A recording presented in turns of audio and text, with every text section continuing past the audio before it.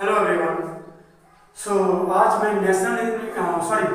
The rise of Hitler या नाज़िज़म जो है ये चैप्टर का पार्ट 2 में आज डालने वाला हूँ। और जिस प्रकार से आप लोग पार्ट 1 में प्यार दिए और देखिए इस वीडियो को सबसे ज़बरदस्त लगा है फ्लो चार्ट के माध्यम से, तो आज का सेकेंड पार्ट फ्लो चार्ट के माध्यम से बताने वाला हूँ। और मुझे उम्मीद है कि उस चैप्टर को देखे होंगे तो आप ये समझ में आएगा। सबसे पहले पार्ट 2 को अगर आपको देखना है तो पार्ट 1 को एक बार देखना पड़ेगा और उसके बाद आपको पार्ट 2 सही तरीके से समझ में आएगा। तो चलो हम आज बात करने वाले हैं कि हम वहां तक गए थे कि जर्मनी लॉस कर चुका था, हार चुका था during the time of first world war. और उसके बाद वहां पे राजा भी खत्म हो गए, वेमार रिपब्लिक एस्टैब्लिश हो चुका था। अब मैं बात करने वाला हूँ कि यहाँ पे जर्मनी में लाइट पावर के द्वारा ट्रीटी ऑफ वर्साइल साइन होगा। ये ट्रीटी ऑफ वर्साइल क्या होता है? ट्रीटी ऑफ वर्साइल को हम पीस ट्रीटी भी कहते हैं। और ये पीस ट्रीटी को जो है और इसके कारण से देखो जर्मनी में क्या क्या प्रॉब्लम होती है, ये सारी चीजों के बारे में समझेंगे। तो स्टार्ट करते हैं ट्रीटी ऑफ वर्साइल। हेडिंग है ट्रीटी ऑफ वर्साइल। इसका मतलब होता है वर्साइल की संधि। क्या होता है? वर्साइल की संधि।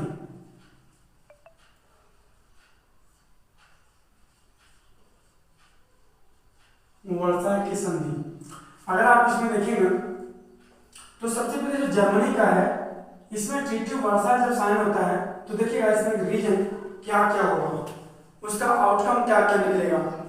हम आउटकम की अगर बात करते हैं ट्रीटी ऑफ वर्साइल का तो नंबर 1 जैसे फ्लो चार्ट के माध्यम से मैंने बार बार आपको पढ़ाया है, तो फ्लो चार्ट के माध्यम से देखिएगा नंबर 1 क्या होगा कि जर्मनी का जर्मन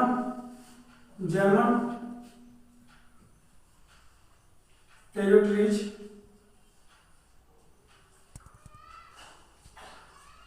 रिसोर्सेस पॉपुलेशन ये सभी चीज देखिएगा। तो जर्मन टेरिटरीज में अगर आप देखें तो लगभग 13% कैप्चर कर लिया जाता है बाय द एलाइड पावर। जो ट्रीटी ऑफ वर्साइल में जो साइन होता है वो 13% कैप्चर कर लिया जाता है। रिसोर्स में अगर मैं बात करूं तो आयरन की बात करता हूं तो यहाँ पे आयरन आपका 75% कैप्चर कर लिया जाता है और कोल जो है ये 26% कैप्चर कर लिया जाता है जर्मनी का। पॉपुलेशन की बात करता हूँ बच्चों तो 1/10 रेट ऑफ पॉपुलेशन परसेंटेज में कैप्चर कर लिया जाता है। ठीक है, और इतना ही नहीं, ये जर्मन का नंबर 1 है रीजन। नंबर 2 राइनलैंड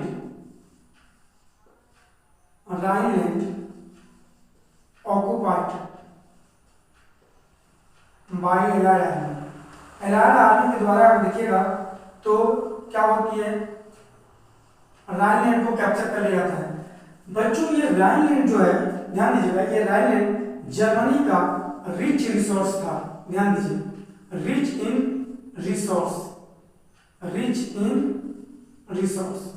रिसोर्स में काफी ज्यादा धनी माना गया था ये जर्मनी का। और यहाँ पे राइनलैंड को ऑक्युपाई कर लिया जाता है। दो चीजें हो गया।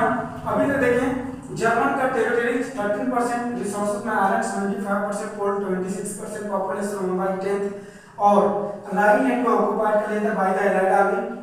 उसके बाद देखिएगा नंबर 6 पॉइंट में क्या होता है कि जर्मनी को डीमिलिटाराइज कर लिया जाता है। डीमिलिटाराइज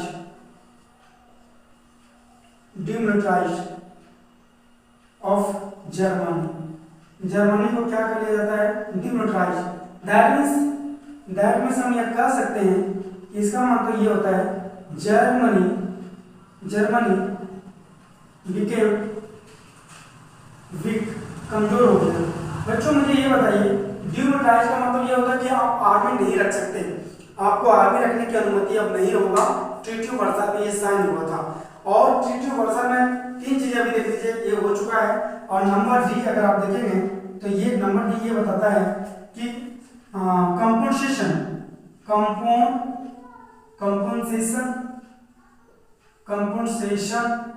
of 6 billion euro. 6 billion euro जो है ये कंपनसेशन हर्जाना देना पड़ेगा कि ट्रीटी ऑफ वर्साइल में जब फर्स्ट वर्ल्ड वॉर हुआ तो फर्स्ट वर्ल्ड वॉर में जो नुकसान हुआ, जैसे फ्रांस का, इंग्लैंड का, डेनमार्क का, लिथुनिया का, तो ये सब का भरपाई करना पड़ेगा, ये कंपनसेशन देना पड़ेगा। किसको? जर्मनी को देना पड़ेगा 6 बिलियन यूरो। और एक चीज और कि ये जो जर्मन टेरिटरीज है या रिसोर्सेस है या पॉपुलेशन जो भी चीजें था, ये सभी किसका दे दिया जाएगा? ये फ्रांस को दे दिया जाएगा, फ्रांस को, इंग्लैंड को, फ्रांस, इंग्लैंड, डेनमार्क और लिथुनिया, तो ये सभी कंट्री को मिल जाएगा बच्चों। क्योंकि यहाँ देखिए ये है हमारा ट्रीटी ऑफ वर्साइल। हालांकि ये पीस ऑफ ट्रीटी था, शांति का, वर्साइल की बोल सकते हैं कि शांति संधि दिखने से लगता है कि नेम से लगता है कि ये जो है ये पीस ट्रीटी है, यानी इसको पीस ट्रीटी नाम भी रखा गया, शांति संधि।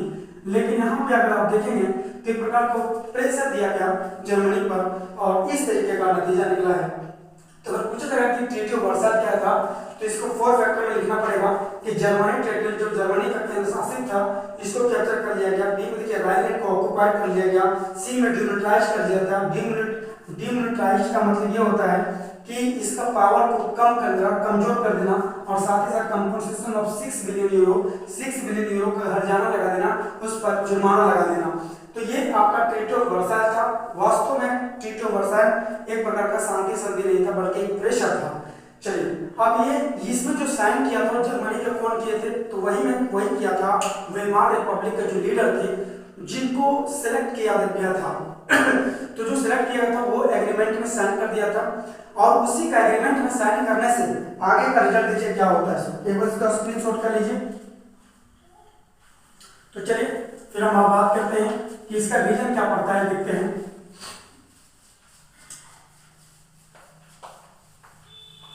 इसके कारण से इसका रीजन ये होता है कि आउटकम जर्मनी में देखिएगा बच्चों कि इसका आउटकम तो निकलेगा ही, रिजल्ट तो निकलेगा। तो जर्मनी में आउटकम ये होता है कि हाइपर इन्फ्लेशन आ जाएगा, या फिर हाइपर इन्फ्लेशन ना करके हम पहले इसको हटाइए, प्रोविजन ऑफ ट्रीटी पे ले लेते हैं। प्रोविजन ऑफ ट्रीटी ये क्या था देखिएगा, यहां पे जो था जर्मन के पीपल जो थे, जर्मन पीपल है ना,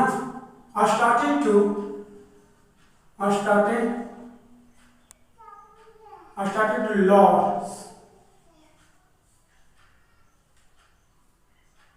faith